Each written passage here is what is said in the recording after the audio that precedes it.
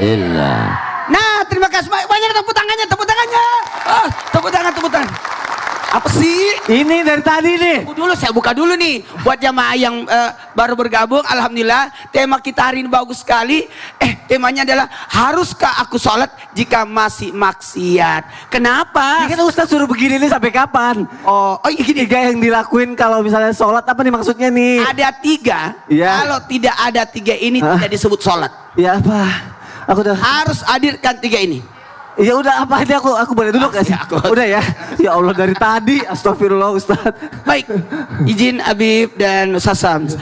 Baik, buat semuanya jamaah yang nonton Islam Tindak, yuk, Masya Allah tabarakallah, tanpa kita sadari dalam salat ada 3 hal di mana jikalau 3 hal ini tidak ada maka tidak disebut salat. Penasaran kan?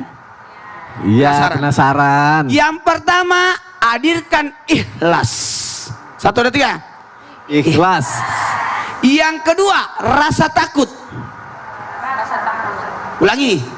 Rasa takut. 1, Ikhlas. 2, Rasa takut. 3. Zikir kepada Allah. Ulangi. Tiga-tiganya. Ikhlas. 1, Ikhlas. 2, Rasa takut. 3. Zikir. Maka yang 3 ini 1. Ketika kita ikhlas, inilah yang memerintahkan kita untuk melakukan kebaikan. Makanya kalau niat salatnya lillahi Allah. Kemudian karena memang ibadah itu harus karena Allah dan sesuai tuntunan Rasulullah. Sallu kama raaitu ini usalli. Kedua. Tahu yang kedua? Tahu yang kedua? Tahu, rasa Yang kedua takut. itu adalah rasa takut, inilah yang mencegah orang berbuat keburukan. Oh. Ya inilah. Dan yang ketiga adalah zikirlah yang memerintahkan kedua-duanya, memerintahkan melakukan kebaikan dan mencegah kepada kemungkaran. Karena dalam zikir ingat Allah itu ada Quran, ada bacaan yang luar biasa. Masya Allah. Jadi dihadirkan 3-3-nya ya. Apa itu? Ikhlas, rasa takut, zikir. Ikhlas itu memerintahkan kebaikan, kemudian rasa takut itu mencegah keburukan, kemudian zikir itulah yang menggabungkan ada perintah ada larangan. Masya Allah, tepuk tangan untuk Ustaz Maulana. Semoga setelah kita menghadirkan ketiga itu, kita udah gak ngelakuin maksiat lagi, setuju ya? Tapi Bib, siap, masih aja tapi udah dijelasin, masih aja tapi. Bib, habiskan hari ini. Habiskan hari ini. Benar gak Bib? Orang yang sholat tapi maksiat itu karena sholatnya gak khusyuk. Sebenarnya tuh cara khusyuk tuh kayak gimana sih? Apa harus merem, kayak harus dalam banget, menghayati, nangis itu sebenarnya gimana Bib? Saya sholat lagi nangis ingat utang. Iya, saya ada Bib. Baik, bismillahirrahmanirrahim. Riwayat Sayyidatuna Aisyah itu beliau mengatakan ketika aku bersama baginda Nabi besar Muhammad sallallahu alaihi wasallam. Kemudian beliau pengen sholat. Izin kepada Sayyidatuna Aisyah malam itu pengen ibadah kepada Allah Subhanahu wa taala. Wa dakhalal birkah, masuk untuk berwudu ke kamar mandi. Selesai daripada wudu, kata Sayyidatuna Aisyah, beliau mengatakan ka'annahu la ya'rifuna wa la na'rifuhu. Khusyuknya Nabi waktu masuk fi hadratillah mau salat, seakan-akan beliau itu tidak kenal kepada kami dan kami tidak kenal kepada beliau. Berubah Nabi ketika mau masuk salat menghadap Allah Subhanahu wa taala. Sayyidina Imam Ali Zainal Abidin, setiap habis wudu Sayyidina Imam Ali Zainal Abidin isfarra wajhu, artinya berubah badannya itu menjadi pucat. Maka ditanyakan, wahai imam, kenapa engkau ini setiap habis berwudu berubah keadaan tubuhmu itu seperti pucat, seperti orang sakit? Kata Sayyidina Imam Ali Zainal Abidin, beliau mengatakan, apa kalian tidak sadar habis berwudu ini aku ini akan menghadap kepada siapa? Menghadap kepada Allah Subhanahu wa taala, maka yansa dunya, maka beliau lupa kepada dunia. Bahkan diceritakan lagi Sayyidina Imam Ali Zainal Abidin lagi sujud, rumahnya terbakar. Maka orang-orang kampung, beliau lagi di masjid, beliau katakan, wahai Ali, rumahmu al-harik, al-harik. Wahai Ali, rumahmu kebakaran, rumahmu kebakaran, rumahmu kebakaran. Tetap Sayyidina Imam Ali Zainal Abidin sedikit pun tidak bergerak daripada sujudnya. Setelah selesai sujud, rumahnya sudah hangus. Ditanya, wahai Imam Ali, kenapa kau tidak batalkan sholatmu? Beliau mengatakan, ketika aku sholat sudah tidak lagi memikirkan api dunia, yang aku pikirkan api akhirat. Ini untuk membangun rasa khusyuk. Kalau dikatakan apakah khusyuk itu harus menangis? Boleh saja diantaranya. Tapi khusyuk adalah min awal takbiratul ihram. Ketika kita mengucapkan Allahu Akbar, istisyar. Ketika kita sudah masuk fi hadratillah.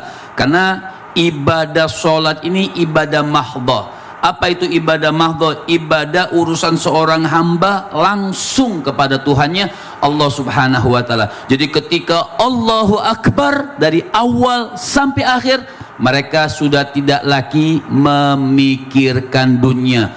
Khusyuk, betul-betul memahami tadabbur. Ketika ihdinas shiratal mustaqim, apakah harus tahu artinya? Tidak harus tahu artinya. Tapi tadabbur, khusyuk, memaknai nikmat ketika melakukan sholat. Kenapa? Kita langsung berbicara kepada Allah Subhanahu wa taala. Itu namanya khusyuk di dalam sholat. Jadi tidak lagi Allahu Akbar. Wah, kunci ternyata ada di bawah lemari. Waduh, baru ingat lagi. Baru ingat itu, subhanallah, itu bikin tashwish. Jadi tapi sekelas kita nih, misalnya orang awam, makanya saya katakan orang khusyuk itu, di antara khusyuk sholat itu ya pelajarilah ibadah sholatnya, pelajarilah rukunnya, pelajari syaratnya, juga pelajari tata cara berwudu yang bagus. Apabila kita berwudu yang bagus, pastikan wudunya agak lama, nggak cuman krepek-krepek apa sih kayak bebek mandi kemudian langsung sholat. Nah itu bikin sholat kita juga nggak akan khusyuk. Tapi minimal ulama mengatakan khusyuk itu supaya sah sholatnya, supaya bagus sholatnya, minimal takbiratul ihramnya hadir hatinya. Nah itu minimal. Mungkin kita dari awal sampai akhir susah, tapi tidak juga dikatakan susah kalau kita terus mau berusaha.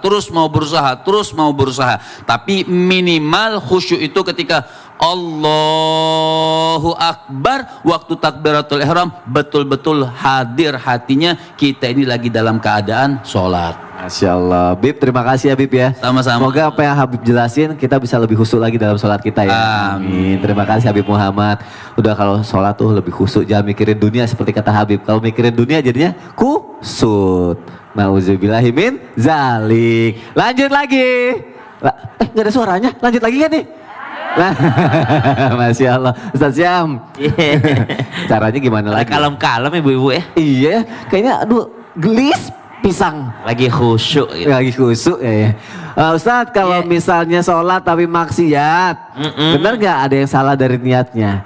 Cuma aku bingung, ini niat bacaan niat sholatnya yang salah, apa maksudnya niat sholatnya karena apa yang salah gitu? Maksudnya apa ya? Baik, Jelasannya Ustadz. Habib Guruku Habib Muhammad, Ustadz Maulana jamaah di studio serta jamaah yang di rumah, kita buka dulu Al-Quran surah Al-Baqarah ayat 45 dan ayat 46.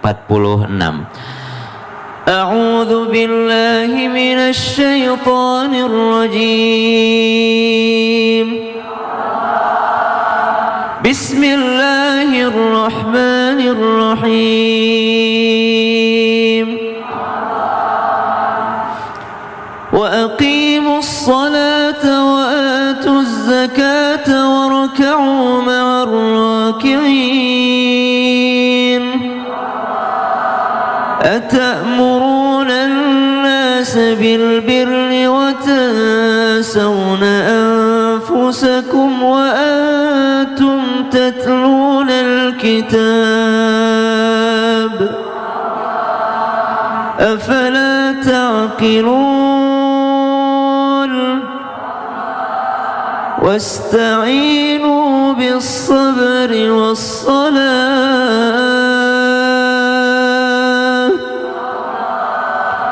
وإنها لكبيرة إلا khashi'in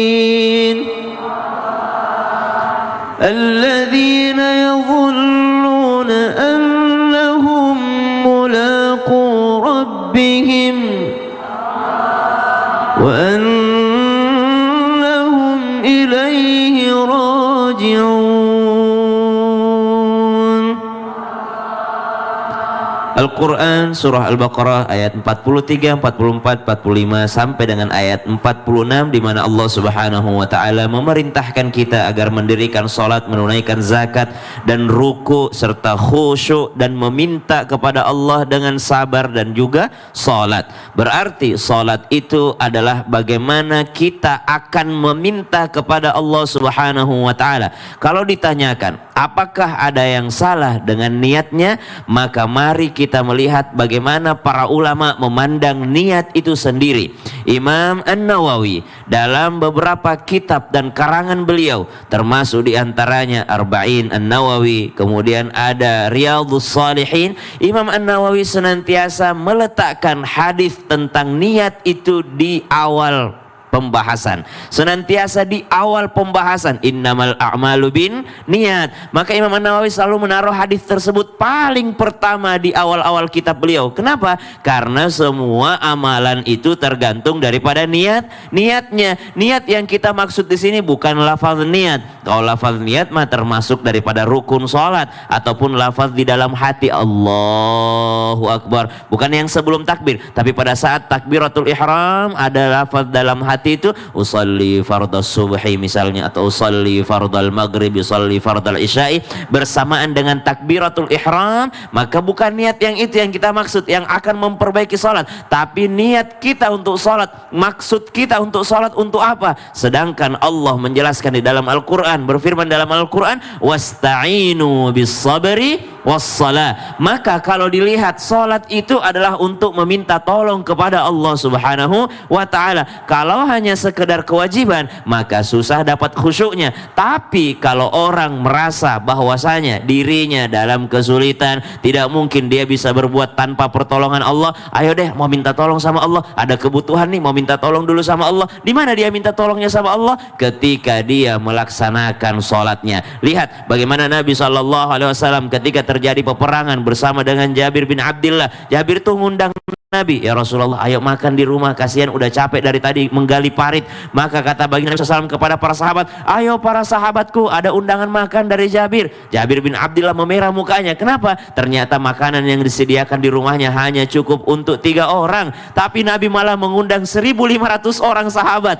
Ketika Nabi SAW masuk ke rumah Jabir bin Abdullah radhiyallahu anhu, pada saat itu Nabi melaksanakan sholat 2 rakaat. Kenapa Nabi melaksanakan sholat 2 rakaat? Karena inilah cara Nabi meminta kepada Allah Subhanahu wa ta'ala. Seketika makanan untuk 3 orang cukup untuk 1.500 orang. Lihat bagaimana orang-orang yang dekat dengan Allah, Nabi SAW bersama para sahabatnya menjadikan sholat itu benar-benar untuk memenuhi kebutuhannya, menjadikan sholat itu benar-benar ajang kita meminta tolong kepada Allah Subhanahu wa taala. Maka untuk seluruh jamaah Islam itu dan nasihat bagi diri kami sendiri dan seluruh jamaah, bahwasanya jadikan salat ini adalah tempat kita minta tolong kepada Allah Subhanahu wa taala. Kita kan kalau lagi ada maunya itu kadang-kadang merengek, kadang-kadang khusyuk, serius gitu minta tolongnya. Nah, ini kita selalu ada maunya sama Allah. Nggak mungkin kita nggak punya kebutuhan sama Allah. Jadi salat itu bukan hanya kewajiban, tapi ajang kita minta tolong sama Allah Subhanahu wa taala. Insya Allah jadi lebih khusyuk ya. Insya Allah. Masya Allah. Terima kasih Ustaz Syam. Tepuk tangan lagi untuk guru-guru kita. Masya Allah. Biar lebih semangat, sekarang aku mau kasih kesempatan nih untuk jamaah bertanya ya. Yuk kita masuk ke segmen Tanya Dong Ustadz. Kami semua tanya dong Ustadz. Yang mau nanya boleh angkat tangannya. Yang mau nanya sebelah sini dulu ya. Ibu deh yang senyumnya Masya Allah manis banget. Silakan berdiri Ibu. Ya Allah. Namanya siapa? Ukti. Dari mana? Bogor. Dari Bogor. Coba kasih tahu sama pemirsa namanya siapa, dari mana? Assalamualaikum warahmatullahi taala wabarakatuh. Waalaikumsalam warahmatullahi wabarakatuh. Perkenalkan, nama saya Ibu Oon Ruhiat dari Kampung Cibunian. Desa Cibunian, Kecamatan Pamijahan. Majelis Taklim Ayo. Nurul Huda Al Wahadiyah. Tepuk tangannya deh. Untuk Izin ibu nggak kan- lupa nama ibu ya. Mau nanya apa Bu? Ya, izin tanya, Ya. Ustadz, gimana sih cara ikhlas untuk bersolat? Karena sering malas atau masih ngantuk atau tertunda-tunda. Oke, secara ikhlasnya seperti apa ya? Ya. Terima kasih ya Ibu ya untuk pertanyaannya ya Bu ya. Terima kasih. Assalamualaikum warahmatullahi wabarakatuh. Waalaikumsalam warahmatullahi wabarakatuh. Habib boleh dijawab Boleh, ya siap. caranya biar ikhlas gimana Bib? Artinya Masya Allah kita melakukan sholat itu adalah perintah. Perintah. Jadi sebenarnya mau atau tidak mau wajib. Jadi nggak nunggu. Ayo dong berikan saya motivasi supaya untuk melakukan sholat. Bujuk saya misalnya supaya melakukan sholat. Tidak seperti itu. Ketika kita amr, artinya ati Allah wa atiur Rasul. Ayat itu jelas. Allah Subhanahu wa taala mengatakan, ayo lakukan sholat, taati Allah Subhanahu wa taala dan taati nabinya. Maka perintah Allah Subhanahu wa taala untuk melakukan sholat. Ketika orang tahu kebesaran Allah, ketika orang itu tahu keagungan Allah Subhanahu wa taala, maka dia akan menunaikan perintahnya. Enggak akan berat untuk melakukan perintahnya. Pasti ketika masuk waktu, oh, ada perintah dari Allah Subhanahu wa taala. Ketika kita melakukan ini amr, perintah dari Allah Subhanahu wa taala, otomatis dia akan ikhlas untuk melakukan sholat. Masya Allah, ini masuk panggilan Allah. Ketika ada adzan, oh ini adzan, panggilan Allah Subhanahu wa taala. Untuk apa? Untuk melakukan ibadah sholat. Gak usah mikirin sholat diterima atau tidak, sholat diterima atau tidak. Nanti dijelaskan sama guru-guru kita. Yang penting apa kita lakukan? Lakukan dulu perintahnya Allah Subhanahu wa taala. Ketika kita melakukan perintah Allah Subhanahu wa taala, di situ ada rahasia yang Allah Subhanahu wa taala berikan kepada hambanya agar makin tambah untuk ikhlas kepada Allah Subhanahu wa taala. Tapi syaratnya apa? Syaratnya lakukan perintah Allah Subhanahu wa taala dengan luas hatinya. Ikhlas akan timbul ketika kita melakukan ibadah sholat kepada Allah Subhanahu wa taala. Masya Allah. Terima kasih Habib untuk jawabannya. Gimana Ibu Oon jawabannya? Terjawab ya. Ibu Oon, Mas Oni. Ibu Oon, Mas Oni. Jangan-jangan kita? Masya Allah. Yuk sekarang ada pertanyaan nih dari media sosial Islam itu Indah. Dari @Indra Lesmana. Wah, jangan-jangan Terus mana nih?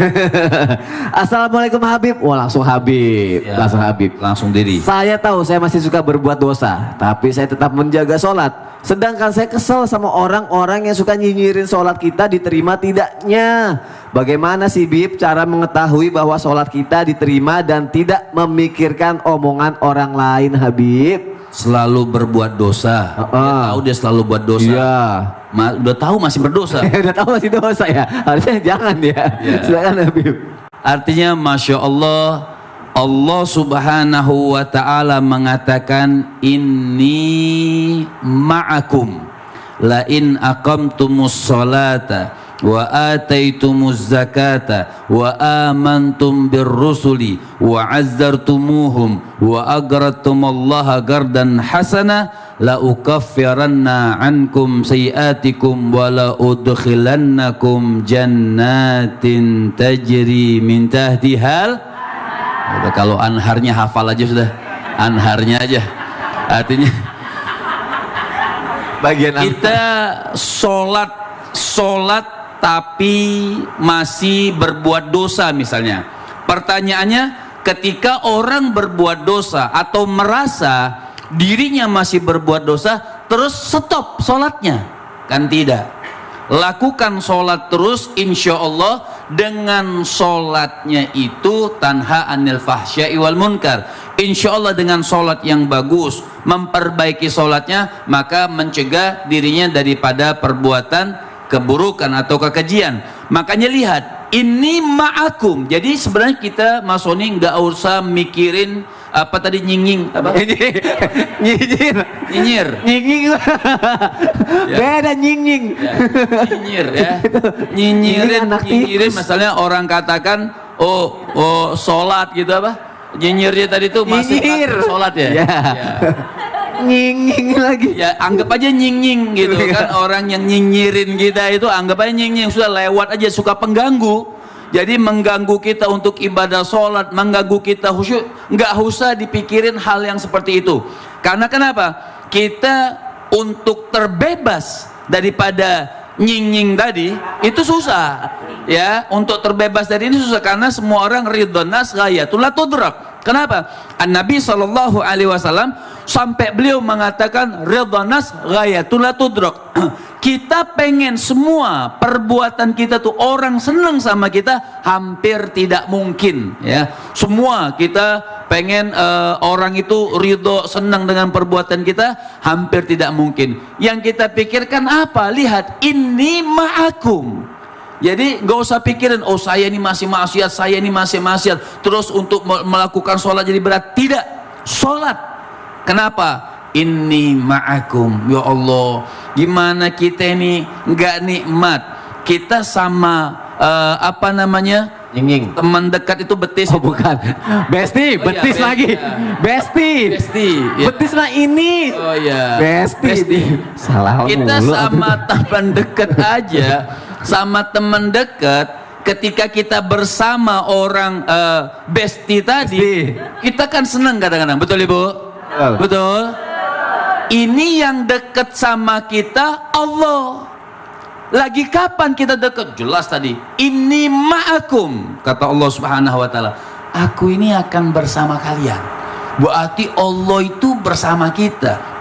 Allah itu dekat sama kita. Allah itu bisa lihat kita. Allah itu ingat sama kita. Kekasih kita Allah Subhanahu wa taala. Nah, kapan masalahnya? Jadi nggak usah mikirin nyinyir tadi. Kapan Allah itu dekat sama kita? La in aqamtumus sholata. Jadi ketika kita diantaranya yang menyebabkan Allah dekat sama kita, ketika kita sedang melakukan sholat. Jadi ketika kita sedang Allahu Akbar, ini ma'akum, aku ini bersama kalian, kata Allah Subhanahu wa taala. Jadi kalau kita lagi bersama Allah, nggak usah lagi mikirin omongan orang, nggak usah lagi mikirin nying-nying tadi, gak usah. Kenapa? Kita lagi bersama Allah Subhanahu wa ta'ala. Ketika kita lagi bersama Allah Subhanahu wa ta'ala, dikatakan oleh Nabi, khairul maudhu as-salah. Itulah tempat terbaik manusia. Ya, tempat terbaik manusia, tempat terindah manusia ketika mereka lagi berdiri melakukan sholat. Jadi sholat itu tidak butuh dirayu untuk melakukan sholat. Sholat itu nggak butuh mikirin omongan orang. Sholat itu biar dia, kenapa sih tuh orang sholat, masih sholat tapi masih suka maksiat? Ngapain mikirin seperti itu? Yang kita pikirkan apa? Pemirsa di rumah, di studio semuanya, kameramen semuanya, sholat. Kenapa? Lagi bersama Allah Subhanahu wa ta'ala. Itu nilai yang terindah, nilai yang sangat baik, nilai yang sangat sungguh susah untuk diungkapkan dengan kata-kata ketika kita lagi bersama Allah Subhanahu wa ta'ala. Masya Allah. Jadi si nying-nying sama si Besti ini Kayaknya- temenan gitu ya Beb ya. Kayaknya lagi bener banget hari ini ya. Enggak juga sih Beb. Enggak juga ya? Enggak juga. Banyak pertanyaan lagi soalnya. Oh, Masya Allah. Jadi ada yang bilang gini loh, juga guru-guru ya, benar Ustaz Maulana ya, Ustaz Syam ya semua ya. Nih, maksiat aja udah. Yang penting sholat gitu. Nanti sholat itu yang akan nyelamatin kita, nolongin kita. Katanya begitu. Kenapa nanya-nanya begitu? Memangnya Sony melakukan maksiat? Nah. Ya enggak Bu. Itu pertanyaan orang-orang itu statement. Masa pertanyaan orang? Oh, orang-orang. Orang siapa? Biasanya. Oh, orang-orang. Cuma katakan, Itu si jing kayak udah. Udah, nanti dibahas aja Pak sama guru-guru kita ya. Jamaah jangan kemana-mana, tetap di Islam itu indah. Jamaah, oh jamaah. Alhamdulillah. Ada yang bilang gitu.